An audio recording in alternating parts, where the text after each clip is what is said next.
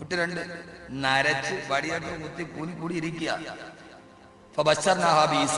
നിങ്ങൾക്ക് ഇസ്ഹാഖ് എന്ന് പറയുന്ന മകൻ ഖുർആനിലെ കുടുംബം അല്ലേ പറയണം. കുടുംബത്തിൽ ബറക്കത്തുണ്ടാവാൻ ചെയ്യേണ്ട ചില കാര്യങ്ങളായി പറയണം. അമൽ ചെയ്യണം. വീട്ടിൽ പോയി ഞാൻ പറയും ഖുർആനാണ്. നിങ്ങൾക്ക് ഇസ്ഹാഖ് ഉണ്ടാകാൻ പോവാ. ആ സമയത്ത് അള്ളാഹ് പറയുന്നു ഖുർആനിലെ അഞ്ചാമത്തെ ഭാര്യ ഏതാ? ഇബ്രാഹിം നബിയുടെ ഭാര്യ.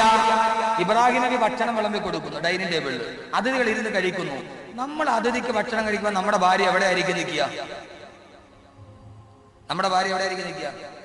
അടുക്കളയില. പിന്നെ അതങ്ങ് പുരത്തിൽ കുഞ്ഞബ്ദുള്ളയോട് പറഞ്ഞാൽ മതി.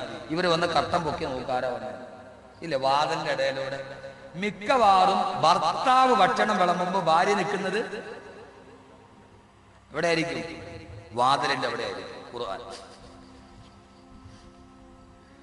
ഇബ്രാഹിം നബിയുടെ ഭാര്യ 92 വയസ്സുണ്ട്, പടുകളവി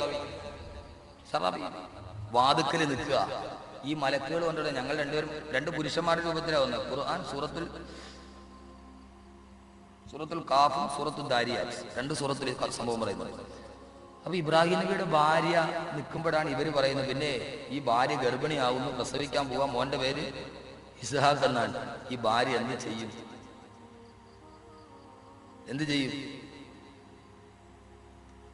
അവരോടത് എന്താ ഇത് സ്വപ്നമാണ്.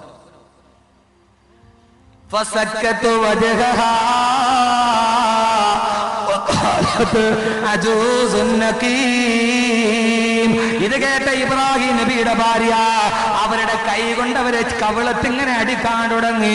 എന്നിട്ട് അവര് പറഞ്ഞു, കാലത്ത് അവര് പറയുകയാണ്, കൊള്ളാം, നല്ല പരിപാടി തന്നെ. ഒരു പടുകളവനും ഒരു മലടിയായ ഭാര്യയും 2 പേരും കൂടെ കൊച്ചുണ്ടാകണ കാര്യം വലിയ അത്ഭുതം തന്നെ. ഖുർആൻ. ഈ ഭാര്യ എന്താ? ഇബ്രാഹിം നബിയുടെ ഭാര്യ. ഇത് കേട്ടപ്പോ ഫസക്കത്ത് വജ്ഹഹ, ഈ കവളത്തിങ്ങനെ അടിച്ചു. നമ്മൾ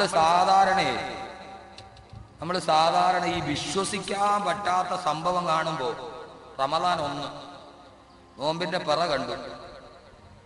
ആദ്യത്തെ റമദാൻ മഗ്‌രിബിന് നോമ്പ് തുറക്കാൻ വേണ്ടി ബാങ്ക് വിളിക്കാൻ പോവാ. പള്ളിയിലെ ഇമാമ നോക്കിയപ്പോ ഒരുത്തൻ പള്ളിയുടെ മിഹ്റാബിന്റെ താഴെ ഇരിക്കുന്നു. പടച്ചു, ഇത് സപ്പനമാണ്. അവൻ ഇതേവരെ ഇരിക്കുന്ന ബാറിലാണ്. ആദ്യമായിട്ട് അവൻ പള്ളിയിൽ കയറുക. അവ ഈത്തിക്കാവിരിക്കണ ബാറിലാണ്.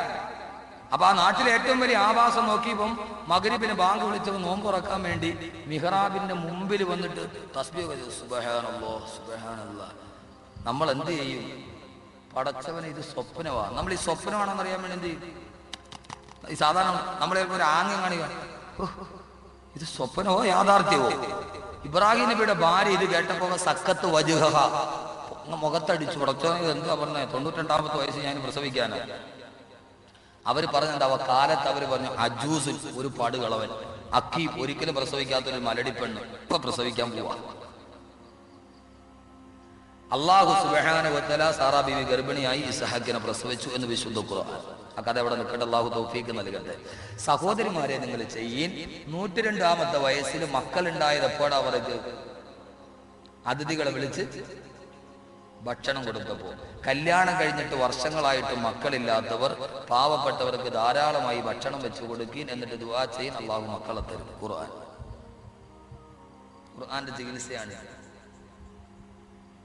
കല്യാണം കഴിഞ്ഞിട്ട് കുട്ടികളില്ലാത്തവർ നിങ്ങളുടെ കുടുംബത്തിൽ ആരെങ്കിലും ഉണ്ടെങ്കിൽ ഖുർആന്റെ ചികിത്സ പറഞ്ഞു കൊടുക്കുക. എന്ത് ചെയ്യണം?